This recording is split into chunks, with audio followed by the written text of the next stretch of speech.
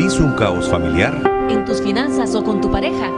¿Te discriminan? ¿Nadie te entiende? ¿Tenés alguna denuncia o problema al que nadie da respuesta? Queremos ayudarte en nuestro segmento Debates y Soluciones. Desde la Sala Regia en el Vaticano, donde se realizó la audiencia del Papa Francisco a los miembros del cuerpo diplomático de la Santa Sede en su saludo del inicio del año 2019, al hacer referencia sobre las crisis que enfrentan diferentes países del mundo, expresó que sigue de cerca la situación de Nicaragua, deseando que las diferentes instituciones políticas busquen la solución pacífica a través de un diálogo. En este sentido, pienso particularmente en la amada Nicaragua, cuya situación sigo de cerca, con el deseo de que las distintas instancias políticas y sociales encuentren en el diálogo el camino principal para empeñarse por el bien de toda la nación.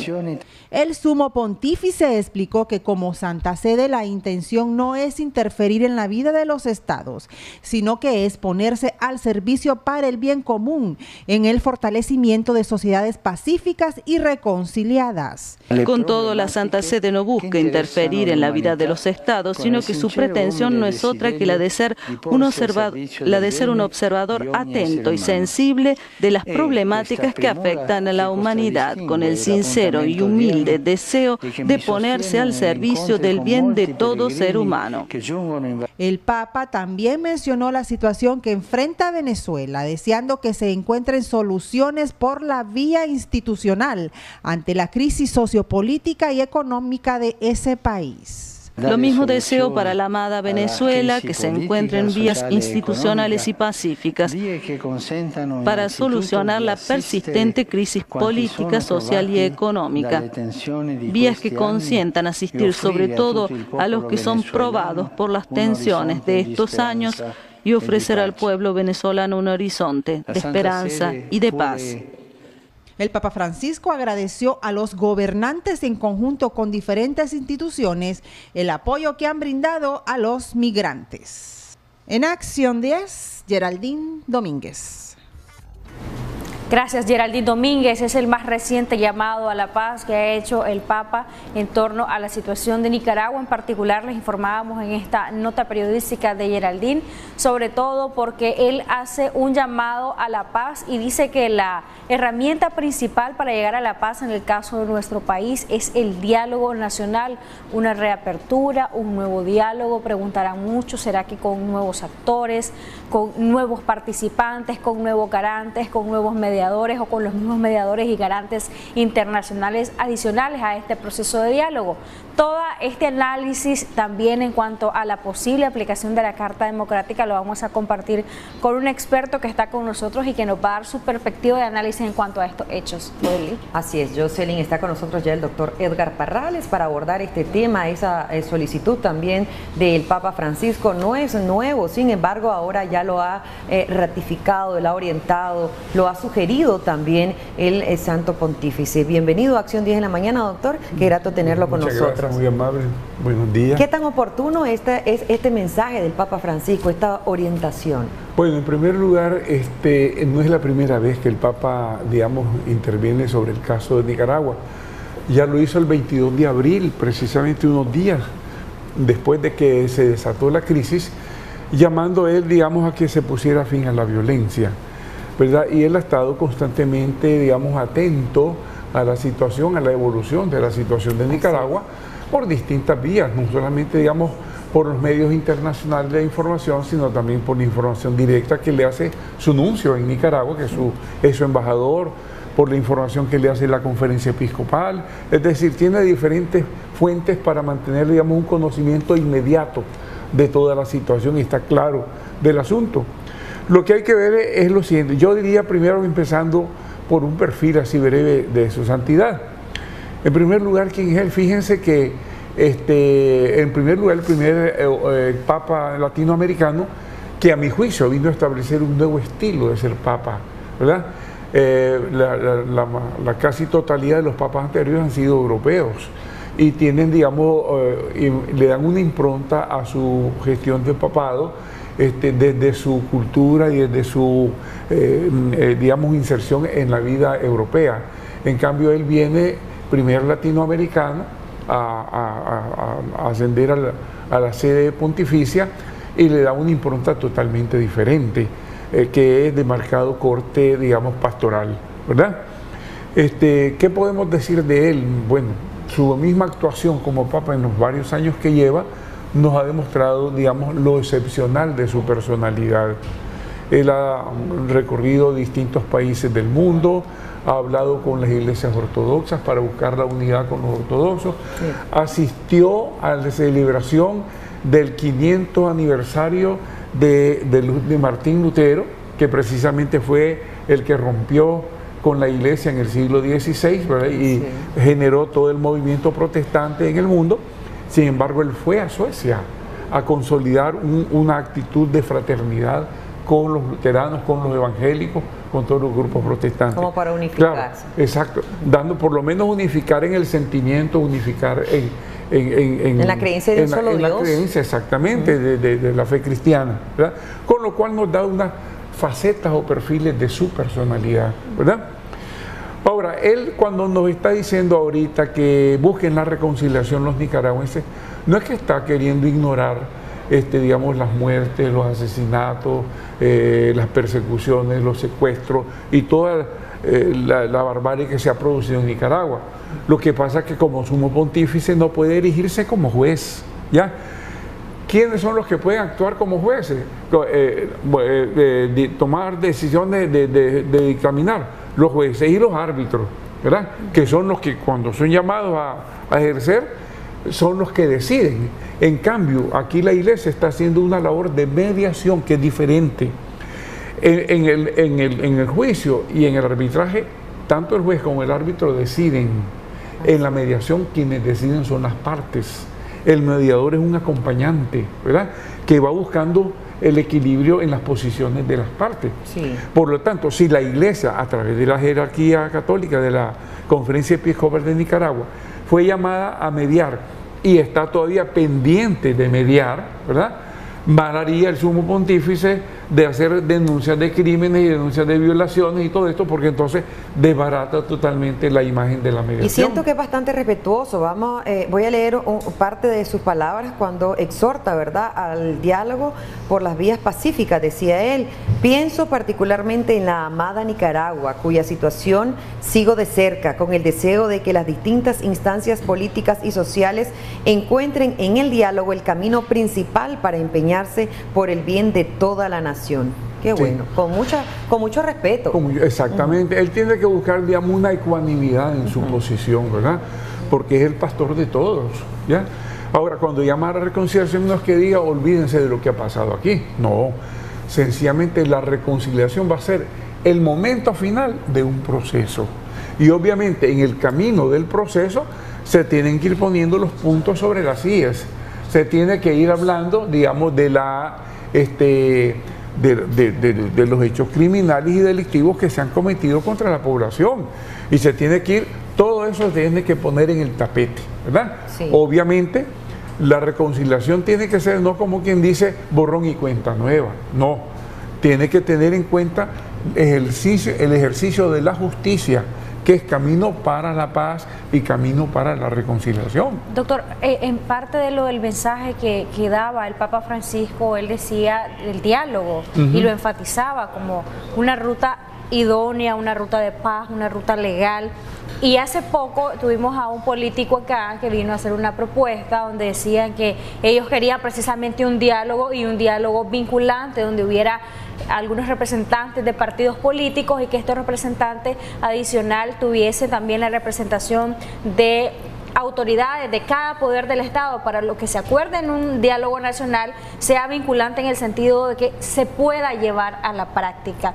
¿Qué opina usted de esta propuesta que hace este partido político, atendiendo también a lo del Papa, que dice que un diálogo es lo idóneo? Escuché la propuesta del representante del partido del PLC, ¿verdad? Tiene aspectos, digamos, dignos de consideración, pero en todo caso entiendo que un proceso de mediación no debe ser con mucha gente. Ya se vio en la fase anterior que había demasiada gente, no había una coordinación de posiciones y terminó pues mal, diluyéndose. Un diálogo, digamos, en el contexto de una mediación tiene que ser entre pocas personas. Es decir, Uno, generalmente en número impar, 1 o 3 representantes por el gobierno, digamos, con su asesor, 1 o 3 representantes de la otra parte, ¿verdad? Y los mediadores, unos 3 máximos mediadores, cada quien con su asesor. Así vemos, digamos, un grupo pequeño que tiene una mayor fluidez y una mayor facilidad de intercambio y de resolución. Sí. Porque de lo contrario, cuando hay mucha gente, se dan demasiadas propuestas, demasiadas ideas y no se aterriza. Y los caracteres también son distintos y hay, debe imperar también la diplomacia en esas conversaciones. Estos que participen tienen que ser plenipotenciarios, equivalente a lo que estaba diciendo el representante del BC. En este sentido, que el que llegue allí lleva total facultad de acordar, ¿verdad? Que lo que él acuerde después sea respetado por su representado. Que no vengan después a decir al que lo representó, hombre, lo que dijo mi representante en esa reunión, yo no la avalo, yo no la acepto. No pueden decir eso. El que llega con plenos poderes de representación para que lo que él acuerde, eso sea lo que se decida. Esa es una verdadera mediación y una verdadera búsqueda de solución del problema. ¿Cómo podría llegarse a ese diálogo tan esperado que se suspendió desde mediados del año 2018? Pero siempre se ha llamado ese diálogo, no solo el Papa, sino muchos países, incluso en las reuniones que se han tenido en altas instancias a nivel internacional, se ha llamado ese diálogo. Sin embargo, hemos estado viendo constantes, ¿verdad?, según denuncias de los mismos representantes de la Iglesia Católica, asedios hacia estos representantes. ¿Cómo se puede iniciar un diálogo cuando se supone que es la Iglesia Católica el garante, la mediadora de este diálogo? Un detalle que también yo querría señalar, digamos, en una nueva fase que se diera de una negociación, de una mediación, para precisamente darle seguridad, tranquilidad, garantía a todos los participantes, a las partes, cabe también, y eso ya ha sido ofertado y ha sido ya hablado, la presencia de garantes internacionales, ¿verdad? Para que después nadie vaya a decir, hombre, yo no dije eso, hombre, yo no me comprometí a tal cosa, o lo que sea. Garantes internacionales que no son más que testigos, que van a estar ahí, ¿verdad? Y por ejemplo, pudiera estar un representante de la ONU de alto nivel, un representante de la OEA, un representante de la Unión Europea, y un representante del Centro Carter, por ejemplo, que ha tenido una extraordinaria actividad en el campo precisamente de buscar solución pacífica a los conflictos en la historia y en el mundo moderno. ¿Podría estar también un representante del SICA? ¿De quién? Del SICA. También pudiera estar, pero como digo, los garantes son nada más que testigos, no estarían interviniendo, solo observando, solo dando garantía o fe de lo que ahí se habló, ¿verdad? Y de lo que ahí se decidió. Dentro de una nueva comisión de mediación, y pregunto esto porque lo he dicho en más de una oportunidad, tenemos una Nicaragua fragmentada, hay un sector que apoya la gestión gubernamental, hay otro sector que definitivamente no la apoya, que muy por el contrario es un sector crítico, y más aún luego de la crisis que inició en abril. Pero partiendo de esto, el gobierno ha dicho en más de una oportunidad que la Comisión de Mediación y Testigos del Diálogo Nacional, ejercida en este caso por los obispos de la Iglesia Católica, no ha sido la mejor a juicio del gobierno. Entonces, ¿podría crearse una nueva comisión de mediación que incluya, además de los obispos de la Iglesia, nuevos mediadores que acompañen a los obispos en esta comisión? Bueno, yo diría lo siguiente, y en una entrevista anterior hice una propuesta, una idea, ¿no? En primer lugar, aparte del gobierno, que ha tenido una cierta reticencia con algunos de los obispos, la generalidad de la población nicaragüense y la generalidad de la comunidad internacional ha seguido insistiendo en que sea la conferencia episcopal la mediadora, ¿verdad? Pero digamos, como hay una reticencia del gobierno, se podría buscar una fórmula, complementaria que resuelva ese pegón.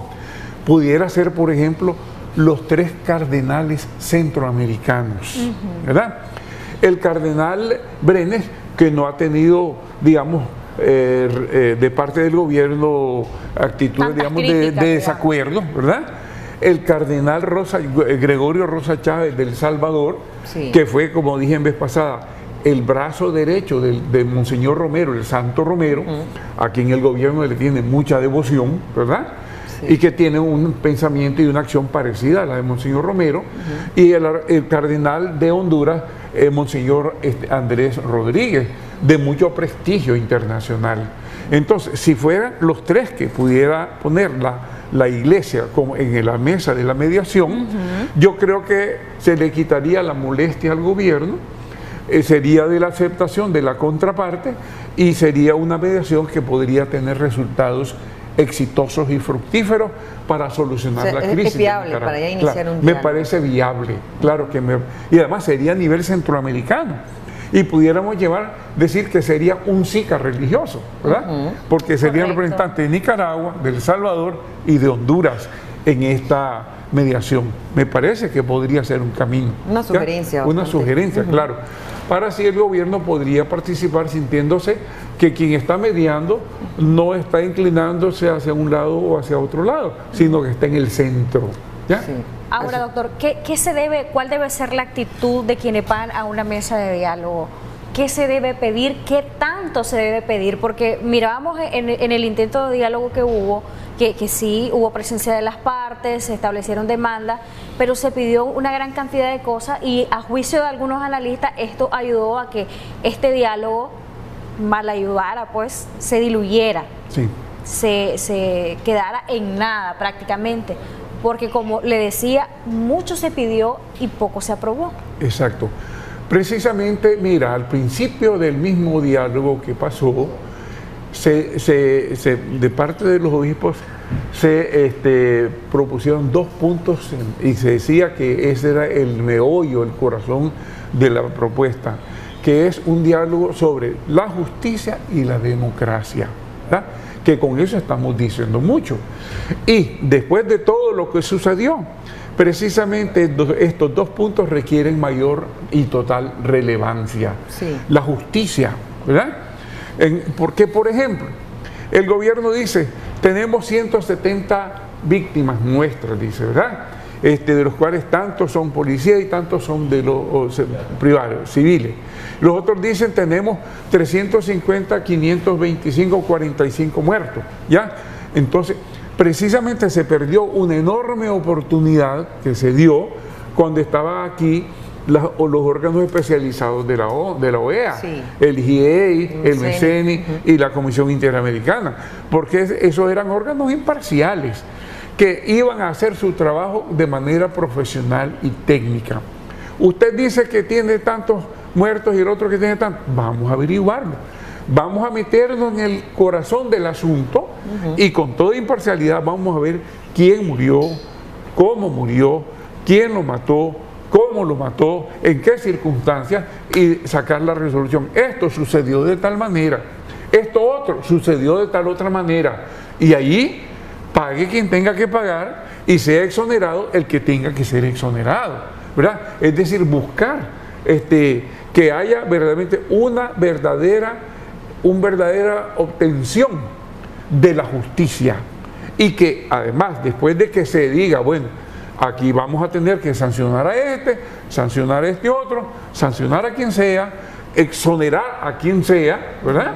Y luego pasar a cómo construimos la democracia, es decir, justicia y democracia. ¿Cómo construimos la democracia? La democracia pide Estado de Derecho. La democracia pide separación de poderes y armonía entre ellos. Sí. La democracia pide vigencia de los derechos humanos. Entonces, esos son los 3 nortes sobre los cuales vamos a enfocar la búsqueda de la democracia. Sí. ¿Verdad? Y de esa manera, entonces, vamos a solucionar el problema. Obviamente que tiene que haber voluntad de resolver, tiene que haber una representatividad plena de parte de las partes y tiene que haber, digamos, el afán de solucionar el problema, no solamente para el momento presente, sino para el futuro de Nicaragua. Eso sería, a mi juicio. Sí, vamos a hacer una pausa comercial y enseguida continuamos hablando con el doctor Edgar Parrales en relación a este posible diálogo que ha orientado, que ha sugerido el Papa Francisco. Pausa y volvemos. estamos conversando sobre esa propuesta, esa sugerencia que hiciera el Santo Pontífice para el gobierno de Nicaragua y también la parte opositora, en este caso, quienes deberían ya sentarse en un diálogo en Nicaragua que se ha sido suspendido desde mediados del año 2018, pero que ha traído muchas consecuencias, principalmente a la economía del país, al desempleo, el alto índice de desempleo, de migración y también de personas que están privadas de libertad. Doctor Parrales, continuando con esta entrevista, de reiniciarse de las partes, ¿verdad? Llegar a un acuerdo de reunirse con todo ya, ¿verdad? Todas las condiciones dadas. ¿Qué es lo que debe, el primer punto que se debe de abordar y a qué conlleva esto? Si llegan las partes, ya sea el sector de oposición o el sector empresarial, y se dice, no, vamos a negociar con el gobierno siempre y cuando haya liberación de los presos en este momento. Si no, no hay diálogo. ¿A qué conlleva? ¿Se suspende de una sola vez ese diálogo? Bueno, yo creo que un gesto de buena voluntad de parte del gobierno, demostrativo de que sí quiere el diálogo y que sí quiere solucionar la crisis, sería como un previo que le dé libertad a toda la gente que ha llevado a prisión, acusándola de, en primer lugar, de delitos inexistentes y además delitos demasiado groseros, diría yo, aplicados a la gente, y que en todo caso, digamos, porque se ha estado actuando con una violación prácticamente de la Constitución y de las leyes, tanto de parte de la policía como de parte de los fiscales y como de parte de los jueces, que han estado, digamos, plenamente plegados a la posición del gobierno. Una demostración de que se quiere buscar verdadera justicia y verdadero diálogo, es decir, tienen que buscar la manera cómo hacerlo, porque ya hay gente que tiene sentencia aplicada. Hay gente que todavía no está sentenciada, hay gente que solo está en prisión. Tienen que buscar la manera de decir, bueno, a toda esta gente se le da la libertad, ¿verdad? Se exonera de responsabilidad, como una demostración de decir, sí quiero diálogo, sí quiero verdaderamente solucionar la problemática de Nicaragua. Y esto tendría también una conexión necesaria con lo que puede pasar el viernes 11 en la OEA, ¿verdad? Porque en la OEA están decididos a aplicar la Carta Democrática en el sentido de que el gobierno de Nicaragua no ha dado ninguna muestra de cambiar de actitud, más bien ha ido arreciando y acentuando su actitud represora, ¿ya? Entonces, si por ejemplo antes del viernes el gobierno diera esas muestras verdaderas, ¿verdad? No aparentes, no digamos como un medio de evadir responsabilidades y de ganar tiempo, sino verdaderas muestras de diálogo, y dijeron, hombre, vamos a dialogar en estas condiciones que sean garantía para todos y seguridad para todos, pudiera ser que entonces en la sesión del viernes dijeran, ve hombre, detengamos un momento nuestra resolución, nuestra decisión, porque el gobierno ya dio muestras de cambio, ¿verdad? Pudiera tener un efecto en ese sentido. De lo contrario, llega el viernes, el gobierno no ha dicho absolutamente nada, ni demostrado nada de que quiere cambiar de actitud, ahí va a venir en todo caso lo que resuelvan en la OEA. Y podría aprobarse, porque se dice que no hay todavía indicios de esos 24 votos.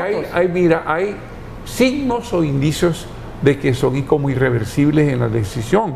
En primer lugar, tenemos que, digamos, el informe contundente, verdaderamente tremendo del GIEI, ¿verdad? Que pone en evidencia un informe de 468 páginas, ¿verdad? Bien amplio. Y que solo analizó el periodo entre el 18 de abril al 30 de mayo, que todavía está pendiente que pasen el informe de lo que ellos están elaborando del 1 de junio para acá, ¿verdad? Solo ese primer informe pone una evidencia, una situación, digamos, muy negativa y muy adversa para el gobierno. Un informe que, sobre todo, que está versado sobre los derechos humanos, que es el aspecto más sensible, digamos, del derecho internacional, ¿verdad? Entonces, ¿qué pasa? Aquellos países que han estado votando abstención en la OEA, porque la abstención suma en contra de la propuesta, ¿verdad? Entonces, han votando abstención, pueden decir, hombre, definitivamente no podemos seguirnos absteniendo, basados en el principio de la autonomía, de la soberanía de los pueblos, cuando está de por medio un aspecto tan sensitivo para la humanidad como es el de los derechos humanos, y podrían cambiar su posición de abstención a apoyar la propuesta. ¿Quiénes podrían ser eso? Los países básicamente los países del CARICOM, los países de la Comunidad Económica del Caribe, ¿verdad? Hay unos que han estado votando a favor de la propuesta, hay otros que se han abstenido. Ninguno ha votado en contra, aunque se han abstenido, ¿verdad? Sí. O se han ausentado para no votar. Sí. Pero podría darse que se tengan que decidir a votar por el sí, porque la evidencia contundente de los informes, y ya no solo hablamos del informe del IGEI, hablamos del informe de la Comisión Interamericana de Derechos Humanos también, hablamos del informe del representante o delegado del Alto Comisionado de los Derechos Humanos, que también está en la misma línea, hablamos del informe del mismo Meceni, ¿no? Entonces, son tantas y tan abrumadoras las evidencias que estos gobiernos, estos países, no podrán, digamos, abstenerse de tomar una posición. Hay otro factor importante. Ellos son muy unidos entre sí. Y Guyana, que es vecina de Venezuela, tiene un diferendo limítrofe con Venezuela, porque han encontrado que hay, digamos, yacimientos petrolíferos en una zona que Guyana reclama para sí y que Venezuela reclama para sí. Pero Venezuela, como país más grande, con más recursos, más poderío, ha estado actuando por la fuerza. Hace poco, digamos, la Armada venezolana capturó un barco que estaba haciendo investigaciones petrolíferas, y eso en el Esequibo, es la zona del Esequibo. Y eso molestó mucho a Guyana, y la comunidad del CARICOM apoyó a Guyana, ¿verdad? Entonces, ¿qué tenemos? Que ellos también podría ser un incentivo que los llame a votar a favor de la resolución, de que necesitan acuerparse entre sí para defenderse. Y todo esto, ¿verdad?, podría ocurrir el viernes. Todo esto pudiera ocurrir el viernes, ¿verdad? Y la otra, digamos, el otro incentivo es que, digamos, no pueden hacer oídos sordos a la posición y al clamor de la comunidad internacional, ¿verdad? En ese sentido, es de esperarse que la resolución sea en contra del gobierno de Nicaragua.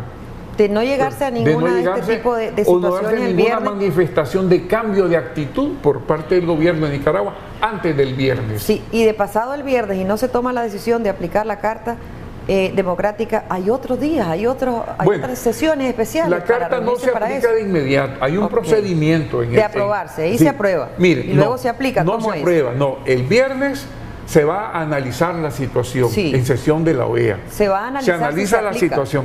Si se constata la gravedad del caso, que ya está constatado por los informes, se podría tomar una decisión, primero, de volver a gestiones diplomáticas, tratando de agotar la diplomacia. Pero no es eso el viernes, o sea, es para aclarar a todos los que estamos pendientes de eso. O sea, el viernes no se va a tomar decisión, porque es para aclarar esto. No le corresponde al Consejo Permanente, le corresponde a la Asamblea de Cancilleres.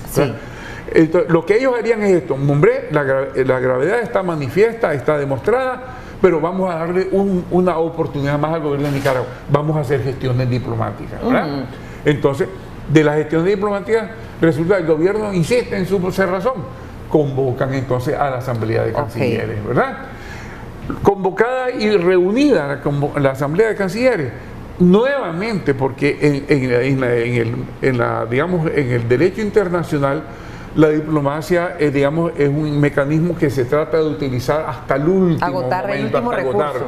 Nuevamente, los cancilleres podrían también decir, bueno, vamos nosotros a nivel de canciller a buscar la solución, ¿verdad?, pacífica por el día del diálogo. No lo consiguen, entonces ya ahí sí deciden aplicar la Carta. ¿Generará, doctor Parrales, efecto la carta que ha elaborado y que ya ha hecho pública, ha hecho el conocimiento de la diplomacia internacional, el canciller de nuestro país, donde pide no apoyar esta iniciativa de aplicación de la Carta Democrática según el gobierno, porque lo que ha habido aquí es un intento de golpe de Estado, según el gobierno porque lo que ha existido acá es una manipulación incluso de informes de carácter internacional? ¿Generará esto algún efecto con un contrapeso para que no se aplique la Carta Democrática? Esto que lo ha pedido directamente a los cancilleres. Ningún efecto, hasta el punto de que más bien han hecho el ridículo, ¿verdad? Porque después de que el mismo canciller en sesiones de la OEA les dijo a los otros países injerencistas y les dijo violadores de la soberanía de Nicaragua, ¿cómo van a ir después a decirle queridos hermanos cancilleres, ¿verdad? Y no solamente viene a decirle, hombre, pongamos que dijera así, pero que en la carta hiciera alguna oferta de cambio, no, que insistió en su posición. Aquí hubo golpe de Estado, aquí hubo intento de violar la soberanía, aquí hubo un intento de trastocar todo. Entonces dicen, ¿y qué le pasa a este loco? Dirían, ¿verdad? Que viene aquí, que estamos teniendo toda la evidencia a través de los informes de los organismos especializados y viene a decirnos lo mismo, que lo hemos visto inclusive en las redes de los medios noticiosos. Hemos visto cómo la policía ha estado disparándole a manifestantes pacíficos, cómo los han ido a sacar a sus casas con violencia y con violación de todo. Que venga a decirnos que cambiemos y nos está demostrando la misma actitud, no hombre, no podemos aceptar eso, de ninguna manera. Gracias, doctor Parrales, por su análisis, como siempre, lo esperamos acá en la Yo mañana. Invitación abierta también para aquellas autoridades de gobierno que nos están viendo, que nos monitorean y que desean participar en este programa. Con todo gusto, las puertas de este medio de comunicación están abiertas. Nos Sería estamos muy productivo que nos acompañen, ¿verdad? Supuesto. Muy productivo. Muchísimas gracias, Dios nos bendiga a todos. Hasta mañana.